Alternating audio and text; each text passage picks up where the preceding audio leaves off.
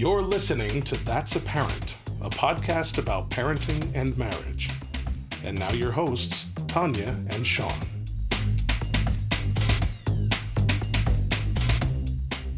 Hi, everybody, and welcome back to That's a Parent, a podcast about parenting and marriage. And as always, I'm joined here by my lovely wife, Tanya, and my name is Sean. Hi, guys.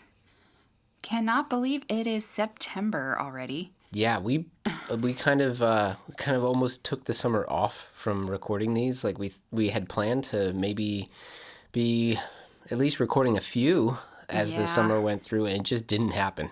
It just didn't. And we even had a few weeks there where we had a little bit of downtime, and somehow that downtime all of a sudden disappeared, and no podcast. So we apologize for the delay in getting you another new podcast, but we figured now that it's back to school time that we can catch up, and that's going to be the topic of our podcast today. We're going to be addressing the back to school and back to routine, and then a little bit of a recap on summer, just on kind of the realness of how fast summer goes by. And the last podcast, I believe, we had talked about summer bucket list and some of the things. Plans for the summer. Everything you want to do with your kids, and you want to try to get into a routine. But let's be real, guys, that doesn't happen. Yeah, there is no such thing as routine in the summertime. It doesn't. And you have these grandiose ideas of what you're going to accomplish all summer, and all of a sudden it's over. It's amazing how fast it seems to go. And we were discussing this bucket list, and I went back and looked at it just now before we started this podcast and realized how little items off this list we can check off after having our kids pretty much home all summer. The first one has 19 items on this list, and the only things that we did were a day at the beach, which we just got in right before school started, run in the sprinklers, I suppose. Our daughter probably did that. Attend a summer festival, but Sean and I actually went to Music Fest, which is in our near our hometown, and that wasn't including the kids, so that's not even about, their bucket list. We made s'mores and we watched fireworks. That's it. We need a smaller bucket next year. We need a much smaller bucket. We need like a little pail or something. Like a teacup list. Yes. The other list has go swimming. We did do a lot of swimming this year. We got to the pool a lot more than we usually do. And go see a movie. We probably did that once. And go to a park. That's about all. So just wanted to put that out there, because if you're feeling the same way, that you feel almost guilty that you didn't get nearly as much accomplished this summer with your kids, or, you had plans and it just didn't happen, we get it. And that's okay. And guess what? I'm sure your kids had a fun summer anyway. And if they didn't really know about the bucket list and only you did in your head, I'm sure they're totally fine. It's always better that way. It's definitely better that way. Don't give all of your plans away to your kids, because then they'll have something to be disappointed about if it doesn't happen. And actually, a little side note from this, our son is always saying how much he hates surprises. And he's always, always begging us to tell him where we're going, what we're doing. And often, I like to keep things a surprise and just say we're doing something fun this day, or we're maybe going somewhere fun. Because what happens is, if you tell them what you're doing and things happen, I mean, we all know life happens, things come up. Plans change. Then all of a sudden, it's like World War III. It's, huge meltdowns and tears and just, resentment then, because we couldn't do what we had planned to do. A lot of ambulance rides. Lots of those. So, we have, parents have their ultimate goals and know sometimes what's best, even though sometimes your kids don't always agree. They really don't. But yeah, so that was our summer. And I think if another item was added to this bucket list that said, go to every doctor in your hometown, I might have hit that one. Because we definitely spent the summer going to many a doctor visit and checkup and dentist's appointments. I would say we had maybe 20 each month, and they're still having some coming up this month. So that would have been checked off like 2 weeks in the summer. So, and then back to school shows up, and depending on your kid's school, sometimes you get the back to school supplies list like right as summer starts. So, you'd have all summer to kind of slowly collect items. Sometimes you don't know it until a week before school starts when stuff's sold out and gone.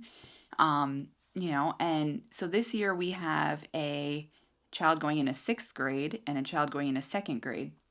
The 2nd grade list says like 2 binders, a pencil case, and whatever crayons and pencils you want to send in. It was the most simple, easy list I've ever seen. Easier than kindergarten for some reason. And then our son that's going into 6th grade, his list was 2 pages long. So... well, there's reasons for that, too. I mean, his school is a charter school. They get a lot less, true. I think, funding and or assistance from the state, I guess. So true, but like... they rely on parents to a pocket front a lot of the thesaurus, supplies. a pocket dictionary, a scientific calculator. Like, it's getting much more involved and specific I could just now. have the kids bring a cell phone, because it's all of that. Yeah, that creates how many other Yeah. problems. So obviously that doesn't work. But yeah, so you gather all the school supplies. Keep it on airplane mode. And have everything ready for school to start. You get like the brand new clothing, and they have nice clothes the first day. You take your first day of school pictures, and then it's like all of a sudden it's just back to normal. It's like wear whatever you want to wear. Yeah, I know, a lot of parents get so excited this time of year because it's like, oh, it's so nice. I'll buy your teachers whatever they want, whatever they need. Just if you're gonna take my kids, just take them. Yeah. Yeah, so it has been nice having them back in school. It's been nice getting back into a little bit of a routine. And usually the start of the school year, I always feel like it's almost like a refresh for us. Trying to get back into some normalcy, whatever that is. And this year I started a meal planning board. So I've been trying to meal plan a meal every night that we can eat at home more rather than eating out so much, which was pretty much all summer. So we're trying to get back into that, trying to get back into having healthier snacks at home, promoting a better diet for the kids and us. Yeah, just all around healthier habits, healthier meals, healthier snacks, healthier physical activity. Yeah, so I'm interested to see how long this lasts, because just like the summer bucket list, we're very gung-ho about this the first 2 to 3 weeks, and then it just goes by the wayside. So, not saying that's going to happen, but we all know that that's a good possibility. So we're going to try our best and just try to switch things up. But then let's talk about the activities. Like, all of a sudden your kids are off all summer long. Most of the activities and sports and things stop for the summer. I don't really know why, but I guess they feel like people go on vacation and you do things. And I know summers are busy, which ours are. But then all of a sudden, back to school, your kids are coming home with lots more homework, and every activity thinks this is the best time of year to then start back up in an activity. So like dance starts, football starts, and then you're taking your kids to activities every night of the week. We have something Monday through Thursday, and then often football has some kind of special thing on a Friday, a bonfire, a high school football game night, all these extra things. So that's Monday through Friday, and then our son has his football games are on Sundays. So we have one day. We have Saturday. That's all. So, Yep.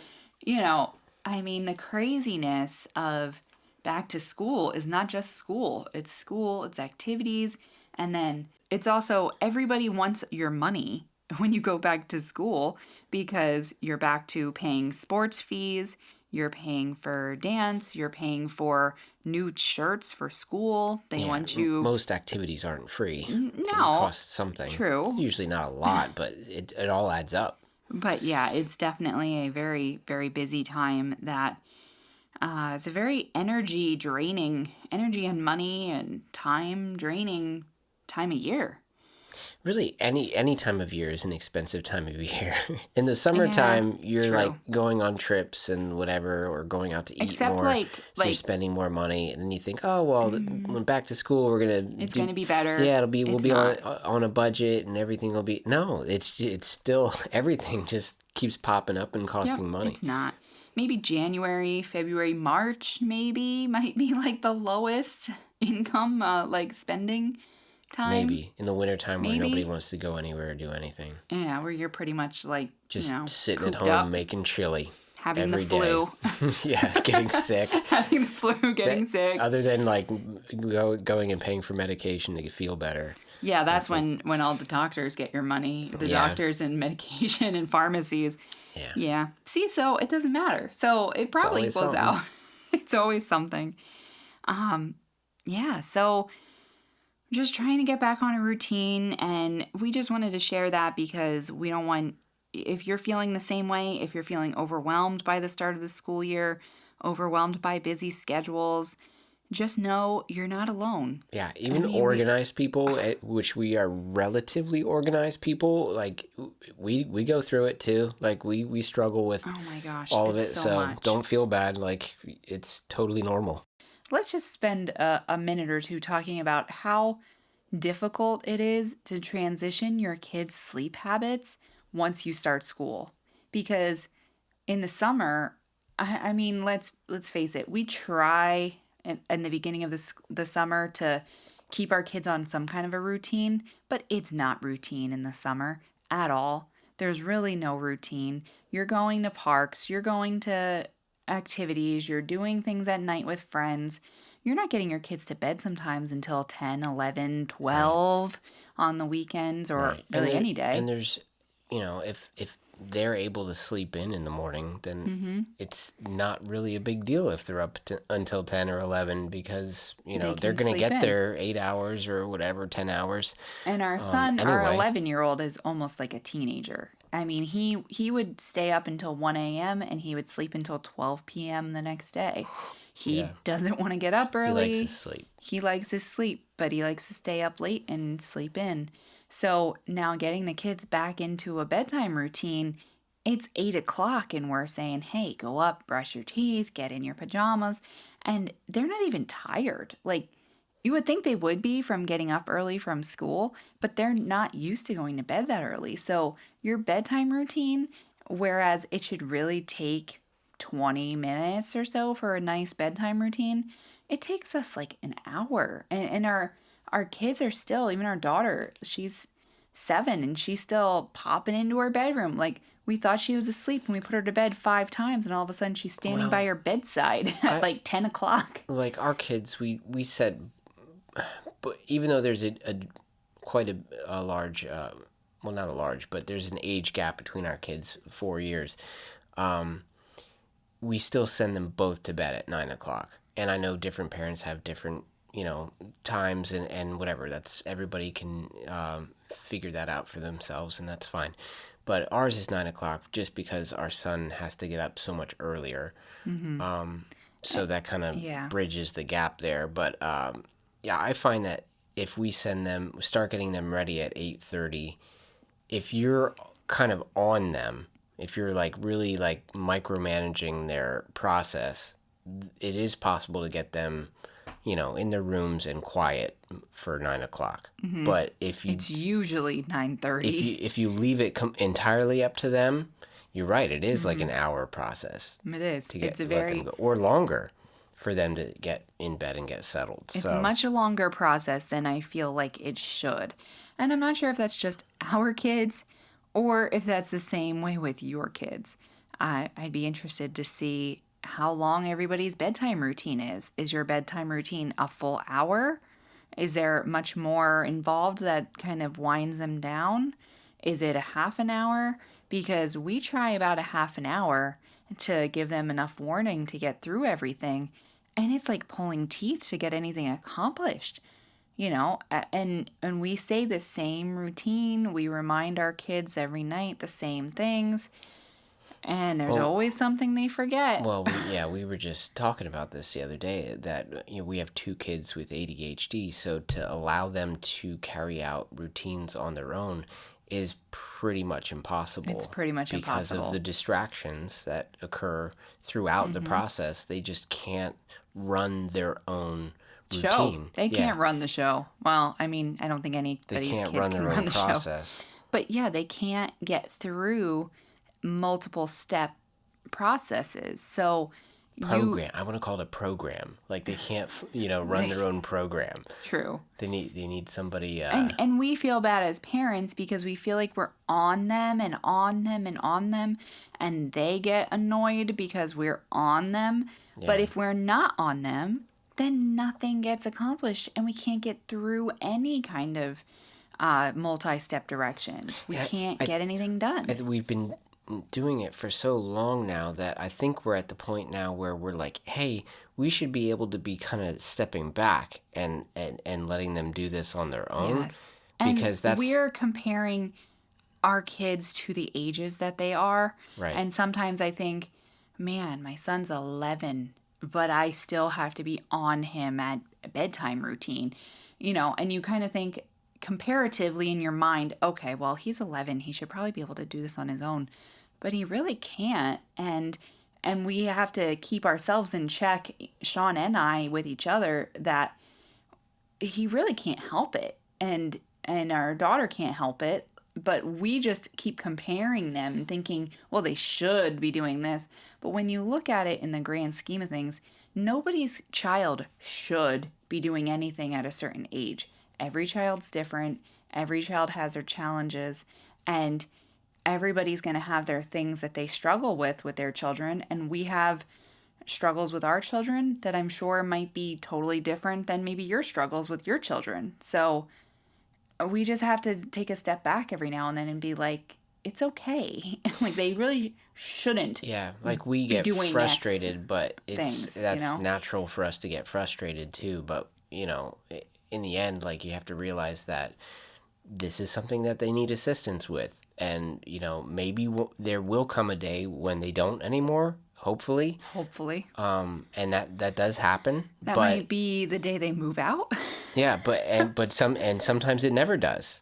Mm-hmm. Sometimes it's just there's a process that they're just not capable of ever kind of doing on their own. So all you can do as a parent is assist them until they don't need that assistance anymore, and you'll know when that is. You'll be able to see it when they start being able to. That's going to be a glorious day.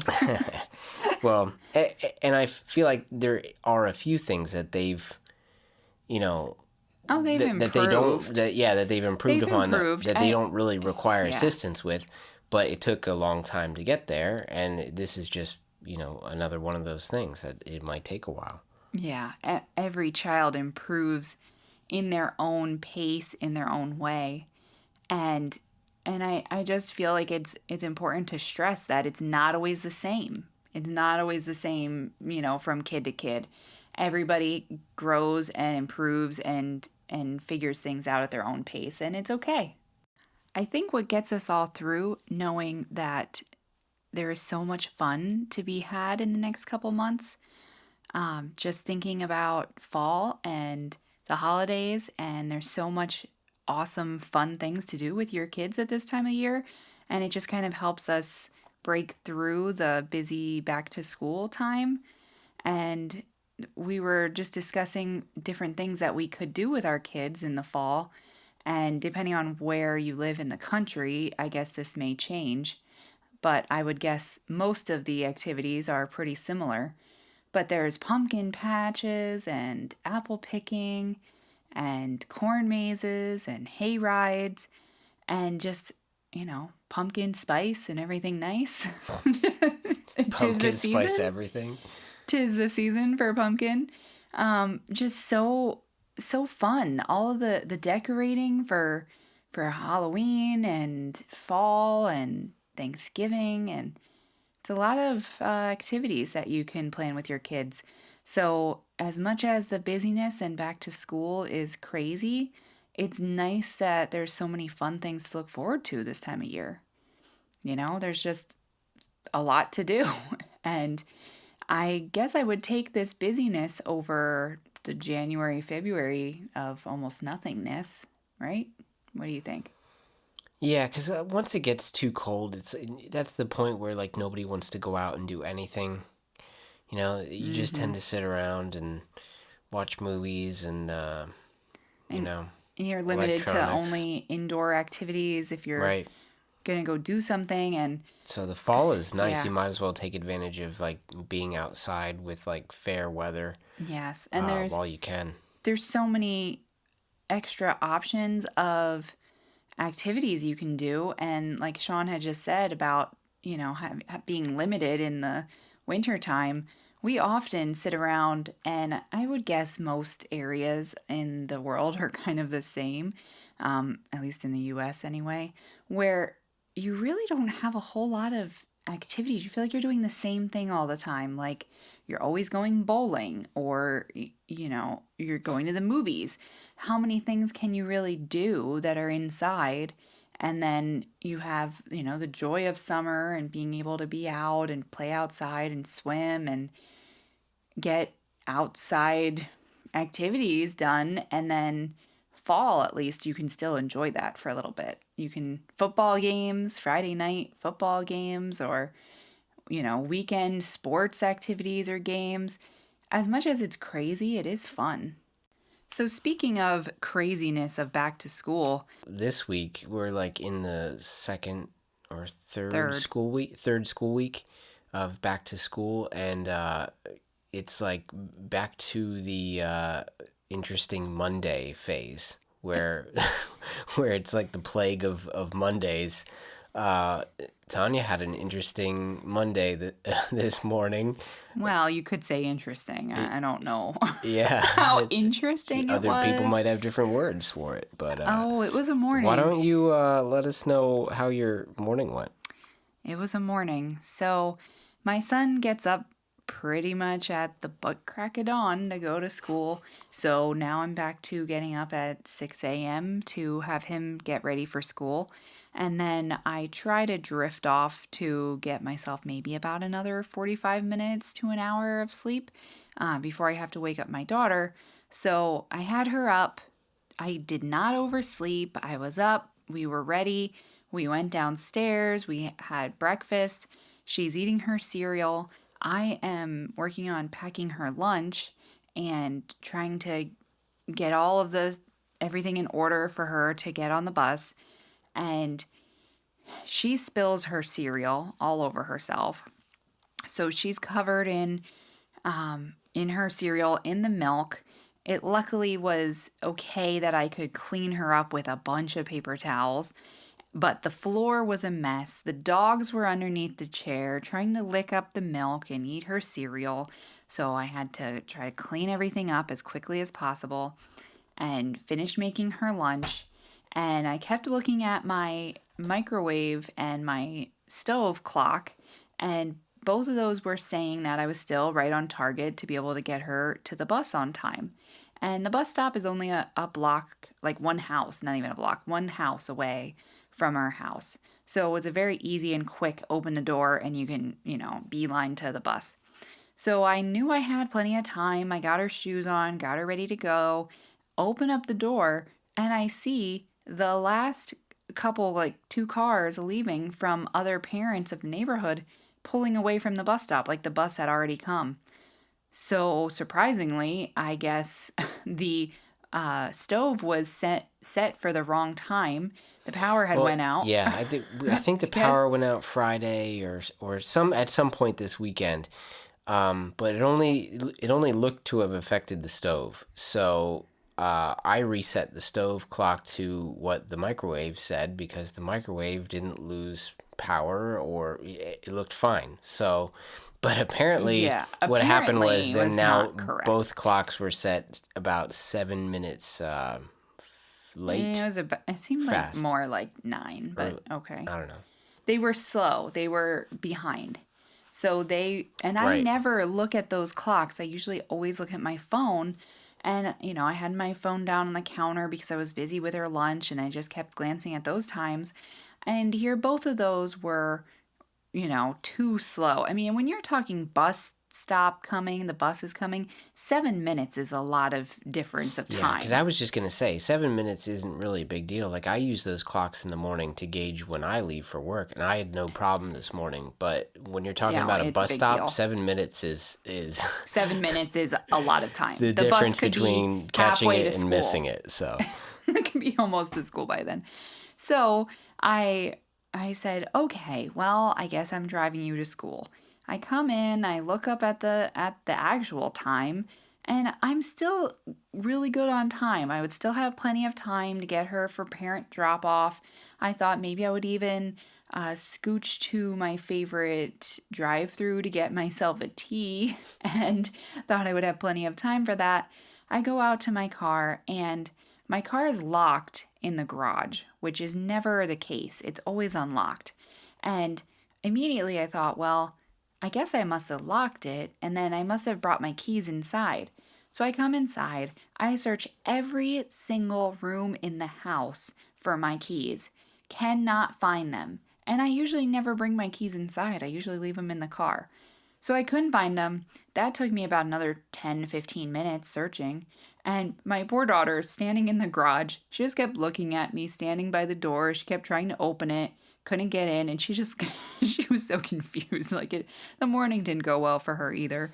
And I went out with my phone, turned my phone flashlight on, peered in my car, and here my keys are in the car. And I have one of those newer cars with a push button start, and they have the little buttons on the handles of the car door that you just press it when your key's in the vicinity and it opens. And I've had this car now almost a year, and I leave the keys in my car all the time. And I thought that the car would not lock if your key is in the car. it's not supposed to. Don't think it is supposed to. And it's never happened to me before in almost a year. Something must have happened with the second set of keys. Something must have gotten bumped, because that's the only way that would lock. It locked knowing that there was an extra set of keys outside that could access the car. I guess. But then I don't know. left for work with those keys. So I had no keys, no way to drive my daughter to school. I had to call my mother and wake her up from a sleep, have her get ready, come to my house to collect us so that I could take her to school. And I went along because I had to fill out, a tardy note. And my mom and I were discussing in the car on the way to school what I would write on this note. And I said, if I were to write everything that's happened so far this morning on that note, number one, they wouldn't believe me.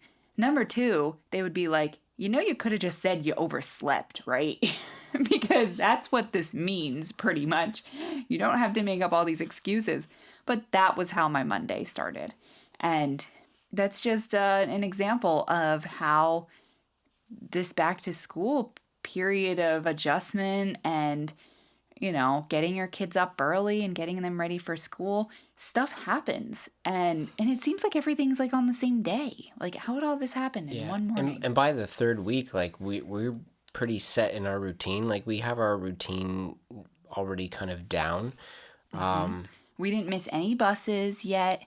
Made it to the third week without missing any buses. Right. But then there's just these days sometimes where it's one thing happens that breaks the routine, and then it's three other things pile on top of that, because as soon as you break that one step in your routine, then it all just trickles down. They keep coming. So the good thing is we can try again tomorrow and start over, and hopefully it goes better in the morning. But I just wanted to share with you guys because I'm sure you've been there. I'm sure that you've had mornings. You've all had those days. Oh, those days. Well, we look forward to our busy fall, and we're hoping to bring you guys more podcasts, hopefully more often than our last little break. And Sean, what's our next one going to be about? I think next podcast we're going to try to discuss parenting children that might have some anxieties. As our daughter definitely shows some anxieties with things, especially bedtime anxieties. So we can dive into that a little bit and kind of share our perspective on that. Maybe we can even research some tips that we can share with you guys that might also benefit us and our daughter. Absolutely. And we look forward to seeing you guys again next time.